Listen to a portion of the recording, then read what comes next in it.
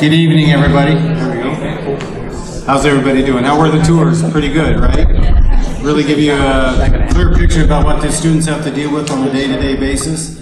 We get to go through them, and it's maybe 5 or 10 minutes you can walk through, but the students, your students, are having to deal with those spaces 8 hours a day, 7 hours a day, so really impacting on what they have to deal with on a day-to-day basis. Well, it's great to be here tonight. Thank you for having me. My purpose here tonight is to go through the process that the district went through to get to where we are tonight.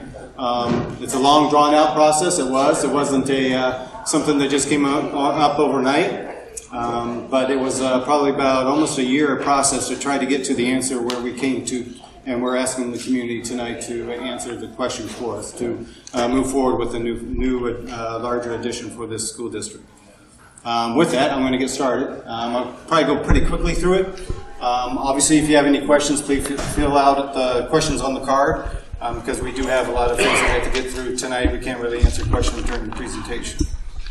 So with that, my name is Eric Sickbert. We are DLA architects. We are, to give you a little history of us, we are educational architects. We've been in the business for 30 years. We are just around the collar counties of Chicagoland, and we are one of the top 30 educational architects in the nation. So we know what we're talking about education, and dealing with K through 12 is our expertise.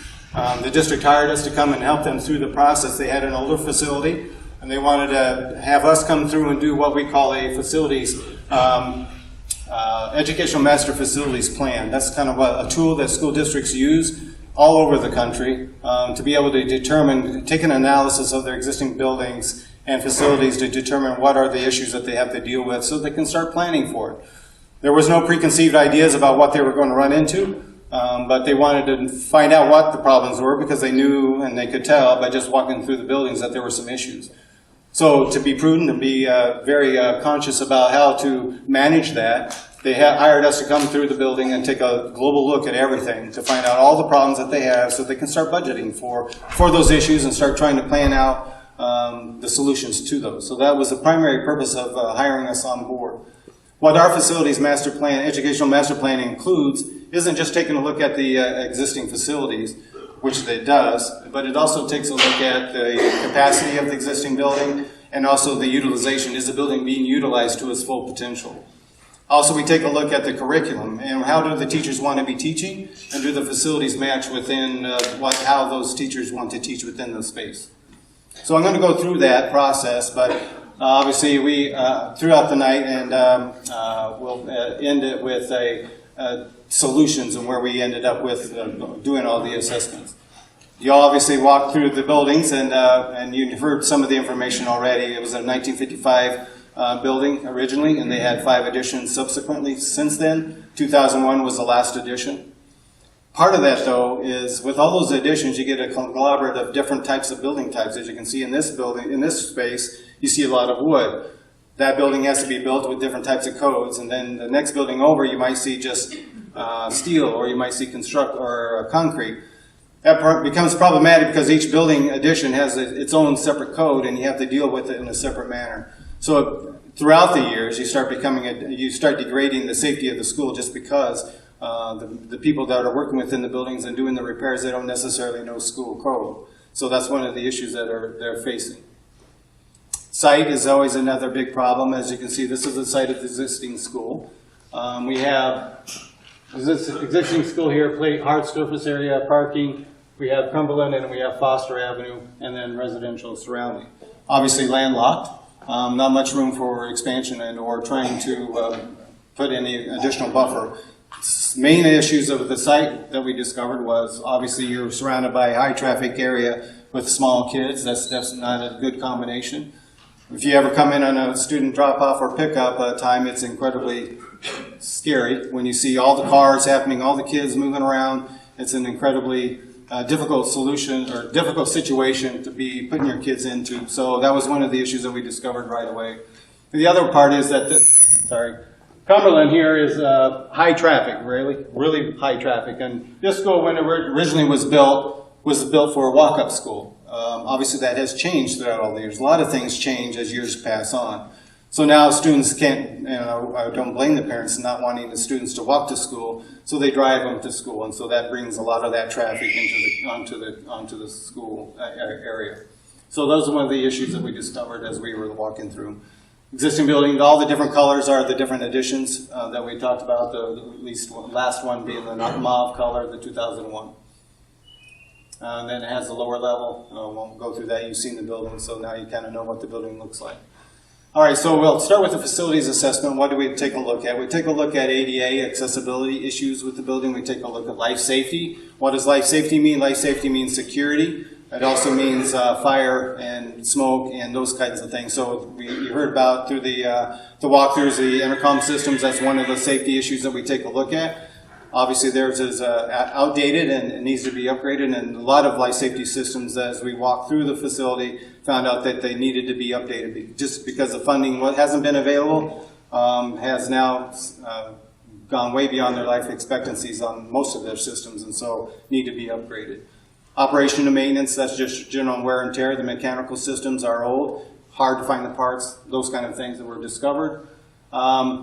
So then after we walk through the facility and take a look at it, and not just the facility on safety, but also on wear and tear with the cabinets and floor tile and everything. We take a look top from bottom, inside and out. What are the issues? We put on a matrix, all the problems that we discovered, put a price on that, what the solution would cost for each one of those line items, and then at the end of the day, we were able to put a total cost on to do all repairs that we discovered. Here's some pictures that we saw. You've already seen them as you walk through, but major roof problems and the leaks.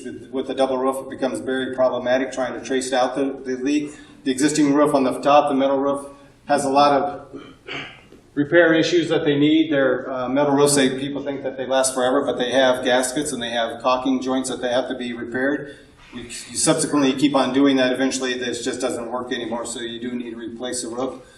Obviously, leaking roof. Floor tile was talked about with the asbestos. Roof penetrations in fire-rated ceiling systems that shouldn't be there. The doors over on the right side, you see a little rust on the bottom side. Those are emergency exit doors to get out of this large space. You don't want them jamming up, so those are life safety issues as well. When the people are trying to get out of the door, they need to open up smoothly and not jam up. And rusting jams do that. Some additional pictures for you. We talked about the staircase and obviously the locker rooms. These are some of the estimated immediate repairs that we discovered. That's not all of them. This is just some of the immediate ones that we need to do right away because there's major safety issues here, but also heating and cooling issues associated with this. So that's what those numbers are representing.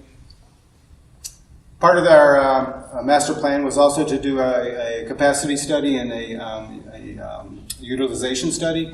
When we went through and did the capacity study, it's basically determining, is this school big enough to house the amount of students that you currently have in a comfortable level. We talked about a room that's 600 square feet with 28 people in it, or 28 kids in it. That's not the appropriate size. So doing the capacity study, just strictly looking at the numbers, we look at 7 additional new classrooms are needed to be able to bring this school into a size that is more comfortable and able to accommodate the ebbs and flows of people having babies. People always have babies, so we have bubbles with the elementary school coming in. Sometimes you might have a lot of kids in the 3rd grade, and then it goes back down to being normal. So you want to make sure your schools are designed accordingly so they can adjust to that. Right now, the school is being totally utilized. There isn't an inch of space left to be able to put a classroom in it. And then the classrooms that they do have, they have, like I said, 28 kids in a room that's 600 square feet, way undersized for that type of size of class. Also, part of our review was to take a look at the curriculum, and the biggest question was doing a survey to all the students, to the teachers, the administration, and even the students about how do they see the curriculum being delivered today, and how do the facilities accommodate that. And it's just strictly we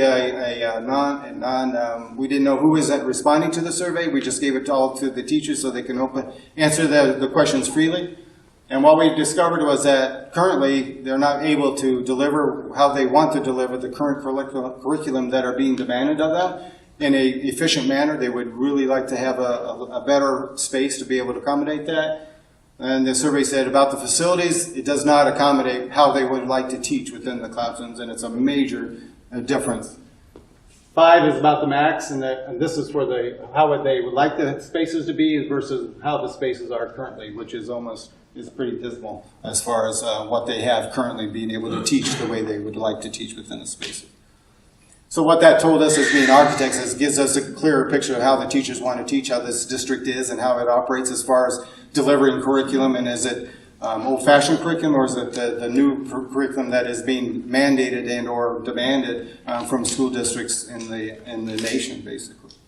So we did a little bit of research, and a lot of people don't know that all of these elements within in a facility have a major impact on how a student learns within the classroom. You might say, well, the kids can learn. But yeah, they can learn, but if they have their appropriate tools and the teachers have the appropriate tools and the appropriate space, they can learn even more and learn even better from what they are currently. So a lot of people don't understand that, but if you take a look at all the studies that are done out there, you'll find that color, natural lighting within the classroom spaces, the technology, all of those elements do have a major impact on how a student learns and how much more they can learn within their spaces. So we're going to show you a little bit of the case studies of what can be. We've done this before. Like I said, we've been in this business for 30 years. We can transform spaces and make them into more vibrant and spaces where students want to go and want to learn. So old-fashioned, mechanical systems, your mechanical systems are all outdated and not functioning well. Bringing up natural lighting, bright light into the space, flexible classrooms. Students are no longer being taught in a traditional teacher sitting in front of the room with the rows of seats. They're being teaching themselves, and teachers are actually coaching more than they're teaching, which is the method because technology has changed things, people. It has changed, and that's one thing that is hard to understand, but because when we went through school, you didn't have that technology that the students have today, so major change with that. Changing corridors into teaching spaces versus having just the students in the classroom all day. Move them. That helps with their blood moving in their bodies and making their brain a little bit more active versus falling asleep, like maybe some of you might be out right now by listening to me speak. So moving around obviously helps with that, right? So that's what we want. We want these students to be able to have clear minds so they can absorb what they're being taught. Having the students go out and doing their own collaboration. Here we see students out in a hallway doing their own kind of collaboration, teamwork, and the teachers can send them out because they have windows in their classrooms. They can see what the students are doing out there. So there's some visual accountability, but then the students feel free. They can be a little more free about their speaking and working with each other, trying to come up with a solution that the teacher had given them. Again, media centers have changed. Obviously, everybody knows when they go visit a library, how many times do you go to visit a library these days? It's not as often. Same with the libraries within schools. They've changed. The electronic books have come in, but they're still very important, right? We want to make sure that the students understand the importance of reading, and this is a great area to have them come and learn and show them actual books they might not see. This is where they can come and see books and feel them and start reading them, making them more of a space that they are comfortable with and being able to read within, but also a space where teachers can go teach, move kids out of the classroom and go into the media center so that they have a little bit more different environment so that they can start teaching the students in that type of a situation. Bringing colors into the classroom. This is a recent classroom we did in a local school district, but it is what the classrooms are starting to transform into, a more flexible room. You don't see the rows like you see here in this room with me speaking in front.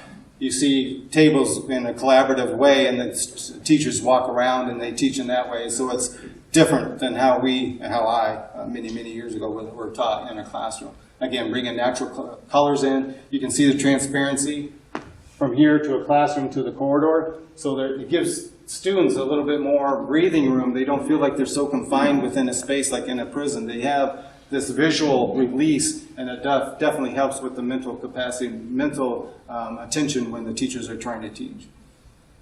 Bringing technology into the classrooms, bringing the natural light again into the classrooms is important. This school has too many classrooms that don't have natural lighting into it. One of them is the art room. You saw that in the video. It's just not, especially art, come on, we need to have natural light within an art classroom.